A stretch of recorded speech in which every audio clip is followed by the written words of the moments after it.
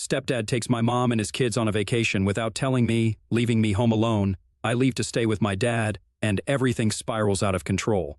So I'm a 16-year-old guy, and I'm in high school right now, and my mom got married to my stepdad Eddie 2 years ago. My mom is 40, and he's 42 years old, and my parents never got married.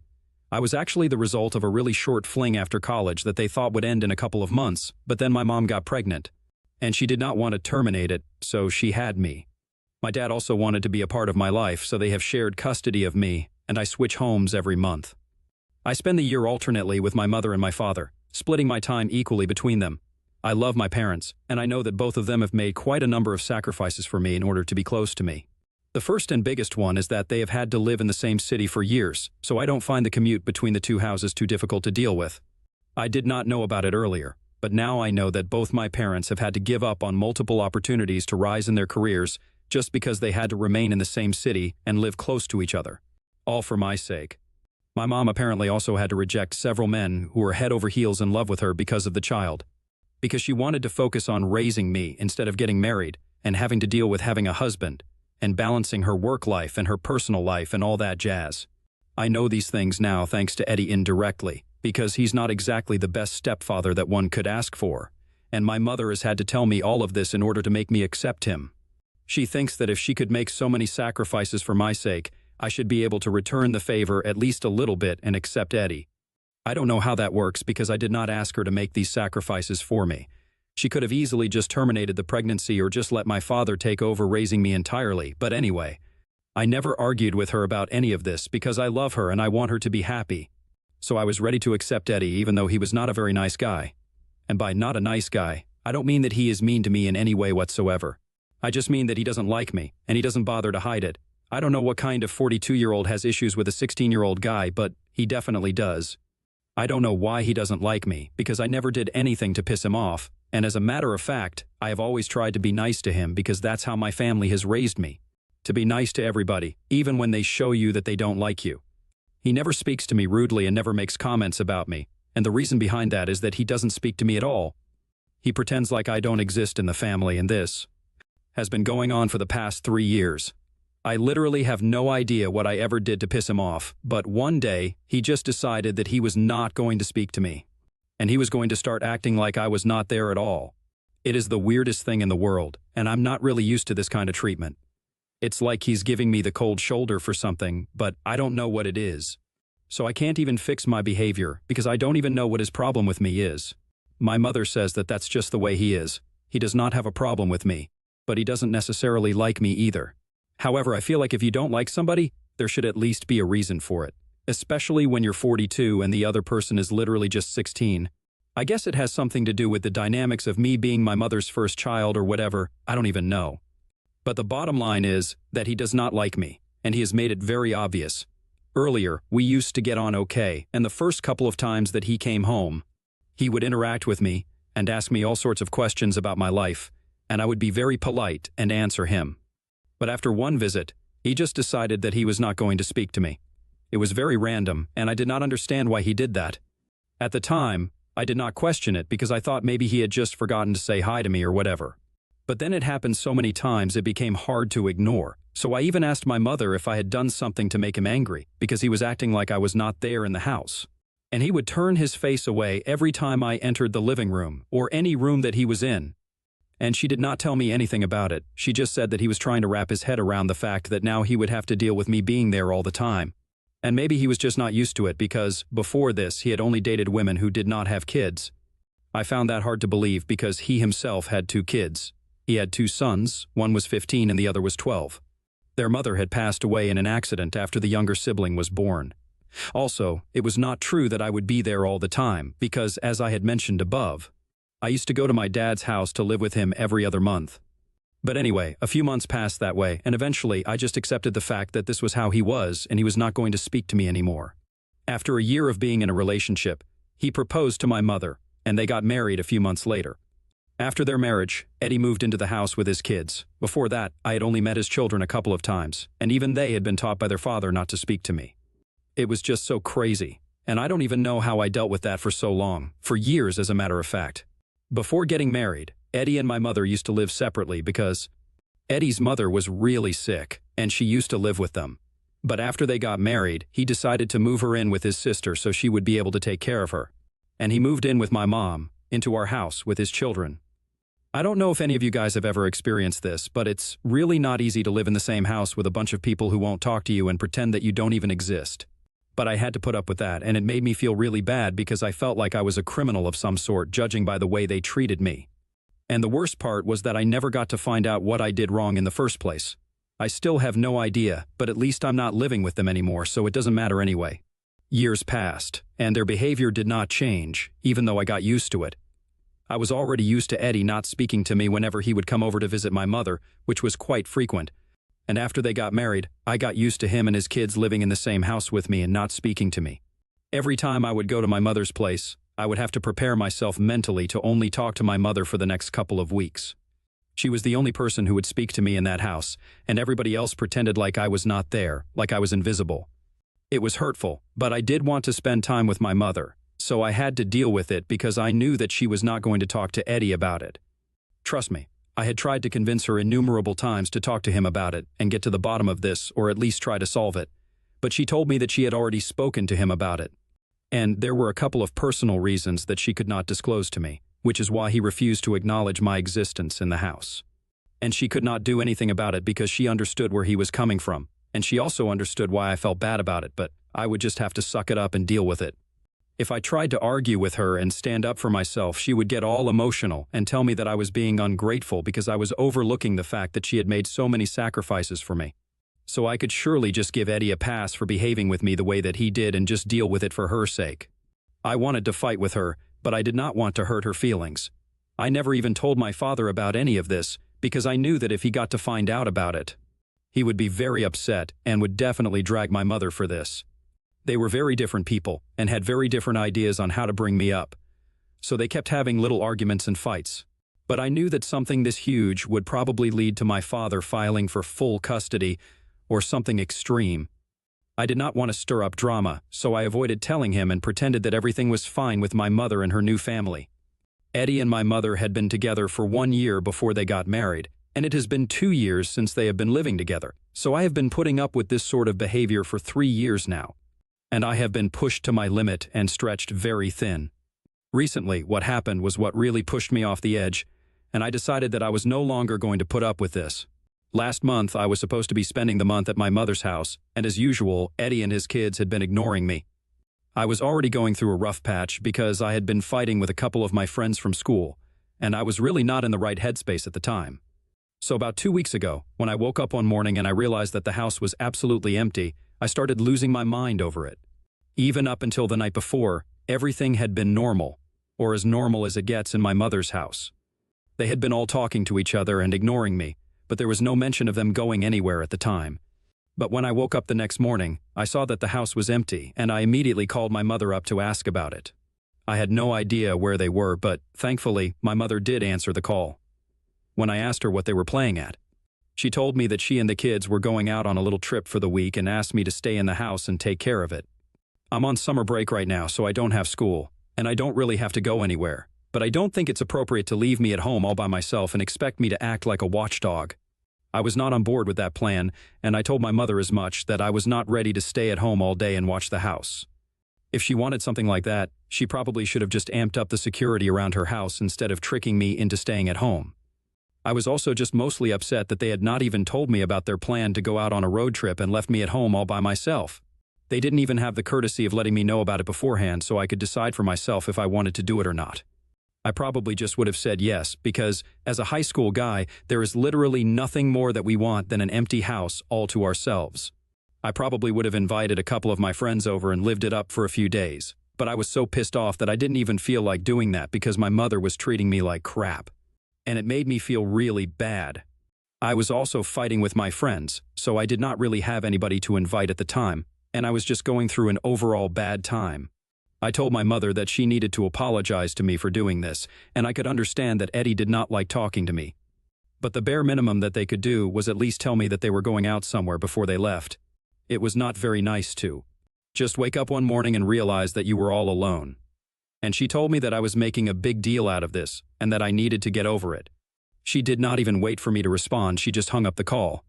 When I tried to call her back, she did not accept it and texted me back saying that she was trying to enjoy her trip and that she would talk to me once she was at the hotel.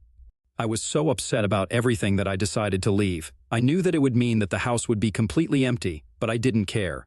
I had tried to call my mother after that to let her know that I was leaving, but she did not answer my call and everything went straight to voicemail. So I locked up the house and kept the keys of the house under a potted plant, which my mother usually does when she leaves. Then I went over to my dad's place to live with him. Once I got there, he was actually surprised to see me back so early because he had expected me to return after 1 week, since I was supposed to be living with my mother until the end of the month. But I had had enough, so I just came back to him, and I ended up telling him everything that had been going on. I told him all about Eddie and his ridiculous behavior around me and how he had even trained his kids not to talk to me. I felt like I had done something wrong, but I didn't even know what, and it was getting on my nerves. Then I told him how my mother did not even want to talk to him about this and just let everything go on the way it was, no matter how much it hurt me. Her excuse for that was that she believed that he had his personal reasons, and they were valid, but she was not even willing to tell me what those reasons were so I would be able to make sense of what was going on around me. I had put up with this for long enough just for my mother's sake. I wanted her to be happy, and she kept reminding me that she had made so many sacrifices for me in her life so I could do this for her. But this was getting way too much to take. I was not going to tolerate it anymore, and I was done. I had to tell my father about it because he deserved to know what my mother was putting me through. And maybe he would be able to do something about the situation because I was just so sick and tired of being treated like this, even when I have not done anything to piss anyone off. And I have always tried my best to be kind and compassionate towards everybody. Then I told him about how my mother had left me at home alone without even telling me that she and her husband and his kids were going out. And she just expected me to agree to take care of the house and make sure that everything was in its place and live on my own for the next week, just because she wanted to take a trip. That was not even my biggest problem. My problem with that was, she did not even think that it was important to tell me about it. When I tried to talk to her, she just kept hanging up and declining my calls. Like I was not even important to her. She had really crossed the line and I couldn't put up with this anymore. After I was done telling my father about all of this, I started crying because I didn't realize just how much all of this had been weighing on me for the past couple of years. I did have a normal relationship with my mother before that, but after she got together with Eddie, everything changed, and nothing was the same anymore. I felt like I was insignificant to her, and it was very difficult for me to accept. After venting to my father about all of this, he just said one thing to me, and that was that he was going to take care of everything for me now. He was obviously very upset. But whatever he had to say to my mother, he did not say any of it to me. He just told me that he was really glad that I had shared this with him, and now it was all off my chest. He told me that I was going to be living with him, and if I wanted to go back to my mother, that was my choice, but he would not suggest doing that to me. Anyway, I've been living with him, and I did not try to call my mother after that day, and the funny part was that she didn't try to call me either. The least that she could have done was try to keep in touch with her son, whom she had left at home all on his own while she traveled with her new family. I was really emotionally hurt by what she was doing, but after speaking to my father, I was feeling considerably lighter, and I had decided that I was not going to let this bother me. For about 5 days we had no contact, and then when she finally called me, I thought it was going to be to check up on me. But when I answered the call, she was yelling at me at the top of her lungs. It took me a few seconds to realize that she was yelling at me because I had left the house and they had been robbed. Apparently, a lot of stuff that they had left in the house was now gone, including their television and a couple of other expensive items. For some reason, she was blaming me all for it. I don't know why she was doing that, because I had tried to call her and inform her that I was leaving and I was going to stay with my father. After she had stopped yelling, I told her that I was not happy about the way she had been treating me, and I had tried to contact her several times after she had hung up, but she kept declining my calls. So she told me that I could have texted her, and as valid as her point was, I told her that I didn't do it on purpose because I was mad. I thought it was very obvious, and I had made it very clear to her that I was upset, so she should not have expected me to stay back in the first place. We got into a massive fight about it because she believed that I should have stayed at home no matter how angry or upset I was because this was a matter of safety, and she had been trusting me and counting on me. But I did not tell her to do that. In fact, I had tried my very best to let her know that I was leaving and did not want to stay at home alone, but she disregarded all of my calls, so now she had to pay the price for it. These were the consequences of her actions, not mine. I found it very ridiculous that they were trying to blame this all on me, including Eddie. The first time that he spoke to me in the last couple of years, it was only to yell at me and blame me for my carelessness. He said a couple of other very confusing things as well, like he had always known that I would be the cause of ruin for them. I don't even know what that is supposed to mean because we don't even interact. I don't know how he came to that conclusion without even speaking to me. Anyway, my parents are now fighting because my dad thinks that this is my mom's fault, and so do I, but she thinks that this is my fault. Now my mother is demanding that my father pay her for the damages since she thinks that if he is defending me for doing this, he should be ready to pay the price for it. I don't understand what to do now, and she will only drop it if I at least apologize to her and her family. I don't want to do that, but I also don't want her to keep bothering my father either. Am I the asshole for leaving my mother's house unoccupied to go live with my father because she and my stepdad left me home alone to go on a trip with his family without even bothering to inform me? Update 1. So, it has been 2 weeks since the incident, and a lot of things have come to light since then. First of all, I was finally able to figure out why Eddie hated me so much. Apparently, as it turns out, when they had first started dating, Eddie had asked my mother if he could bring his mother over to live with them. My mom had said no because she was not comfortable with the idea of them moving in together so soon, and definitely not okay with the idea of her mother-in-law, who was ailing, to come live with her. She thought that it would be too much work for her and was not up for it, even though Eddie had made it very clear that she had a full-time nurse to look after her. And she just needed people to be around for her emotional needs. My mother was already not ready to move in with Eddie and be together, and she did not want the extra baggage of having her mother-in-law live with her. But instead of being upfront with him, she pinned it all onto me, and this was about 3 months into their relationship. They were getting pretty serious about each other at that point, even though I think it was way too soon for them. But anyway, that's my mother's choice, and I don't want to comment on that. She had basically lied to Eddie and told him that she would be okay with him moving in with her and bringing his mom and kids along to live with us. But she was not sure if it was such a good idea because of me. She had made me sound like some juvenile delinquent and told him that she had dated a couple of men in the past, but they had all been driven away because of me. Apparently, I terrorized her boyfriend because I wanted to protect her and keep everybody away since I still believed I could reunite my parents, and she did not want to break my heart. She also did not want Eddie's mother to suffer because of me, because she had told him that I had a lot of comments to make about his family. She had told Eddie that I had referred to his mother as a useless burden on the family, and I had told her that if she moved in with us, then I would make sure that she suffered for it. Something that I would never say because that's just not me, and I know how insensitive it is. And apparently I had referred to his kids as little evil goblins who were going to ruin our family. Obviously, after that, he had stopped interacting with me at all because he did not want anything to do with me. He had actually believed my mother, even though I had always acted very normally around him, and he had no reason to believe her. I found out about it a couple of days ago, since Eddie had been pushing my mother to disown me and cut all ties with me because of what I had done, and he thought that it was about time. But she did not want to do that, so she finally had to come clean to him, and now they are living separately because Eddie could not believe that he had been treating me so badly over a bunch of lies that my mother had fed him, just because she was too afraid to tell him the truth. That it was she who was against having his sick mother live with them and not me.